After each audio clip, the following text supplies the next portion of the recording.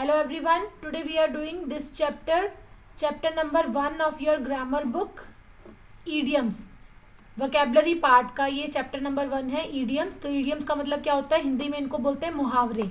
Idioms may be defined as expressions peculiar to a language. किसी particular language की कुछ ऐसे एक्सप्रेशंस होते हैं जिनको हम idioms बोल देते हैं, मुहावरे बोल देते हैं. जैसे हिंदी में बहुत सारे मुहावरे आपने सुने होंगे, अभी आप लोगों ने भी बताया, जी ललचाना, मुंह में पानी आना, या फिर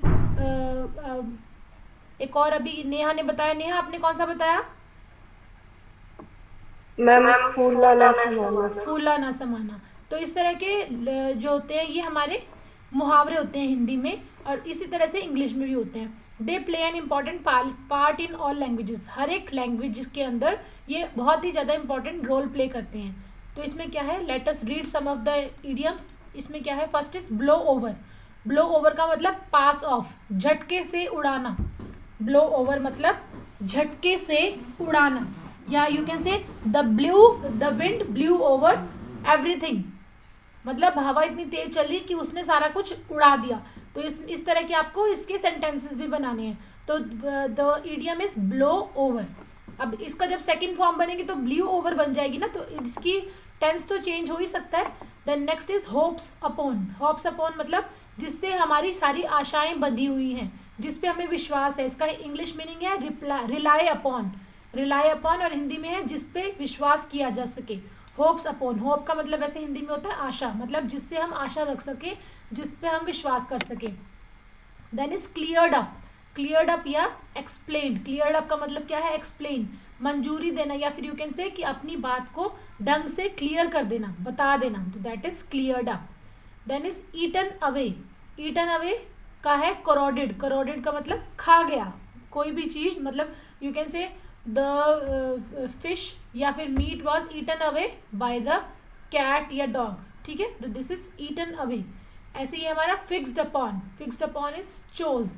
तय हो गया, मतलब ये चीज हमारी फिक्स हो गई कि इस तरह का काम आपका होगा, इस तरह की डेट फिक्स हो गई है, इस तरह का काम फिक्स होगा. दैट इज फिक्स्ड अपॉन या फिर चोज, इसका मीनिंग है. Then is hit upon. Hit upon का मतलब फाउंड, मतलब ये हमें मिल गई, ये चीज़ मिल गई, तो टकरा गया बोलते हैं हिट अपॉन, या फिर हमें वही चीज़ मिल गई है. Then is hanging about. Hanging about मतलब इधर उधर भटकना. Loitering about. लॉइटरिंग का मतलब भी भटकना होता है, बिना किसी रीजन के इधर उधर भटकना, तो दैट इज भटकता रहा. Then next is led up to. Led up to is illuminated in. मतलब इसका मतलब वैसे क्या है, लेड अप टू मतलब उस जगह पर पहुंच गए, या उस जगह का हमने नेतृत्व किया. That is led up to या एल्यूमिनेटेड इन, नेतृत्व करना. Then is long for. Long for मतलब डिजायर, कोई इच्छा रखी गई. That is long for. That I longed for my grandmother who is living in village. मतलब मेरी इच्छा है उनसे मिलने की, तो that is long for. Then next is prevail on. Prevail on मतलब परसुएड, इंड्यूस, मतलब किसी भी चीज का मतलब होना, यू कैन से प्रबल होना, मतलब पूरा उनकी उसकी एग्जिस्टेंस जो है वो बिल्कुल कंफर्म है. लाइक यू कैन से ट्रुथ प्रिवेल्स ऑन, मतलब कुछ मर्जी हो जाए लेकिन ट्रुथ जो है वो सच जो है वो हमेशा सच ही रहेगा, सच को कोई जुटला नहीं सकता. तो that is prevail on. Next is shake of. Shake of मतलब गेट रिड ऑफ. हम बोलते हैं ना, एक आपका कुल्फी वाला एक नाटक भी आता है, उसमें बोलते हैं ना shake it of. Shake it of बोलती थी ना वो गुड़िया, अमायरा बोलती थी.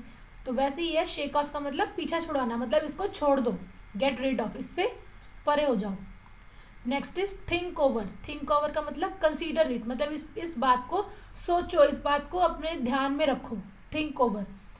13 is well of. Well of मतलब कंफर्टेबल सरकमस्टांसिस, मतलब वो उसके पास हर तरह की यू कैन से फैसिलिटीज़ हैं, हर तरह की वो अच्छी तरह से वो जी रहा है. तो वेल ऑफ इज धनी, you can say comfortable. Next is 14 is trumped up. Trumped up मतलब फैब्रिकेटेड या फिर मात देना, किसी चीज को मात देना. Next is brought up. Brought up is reared. Reared मतलब परवरिश करना. Like my mother brought me up to become a teacher, or you can say my mother brought me up and I am reading in 7th class. Brought up मतलब पालन पोषण करना. 16 is broke into. Broke into मतलब चोरी चकारी, मतलब the thief broke into the house and stolen the jewellery. This is broke into, entered forcefully. Next is called up. Called on. Called on मतलब बुलाया, या फिर आया वो कुछ टाइम के लिए आए. पेड अ ब्रीफ विजिट मतलब कुछ टाइम के लिए आए, तो that is called on. Next is keep up.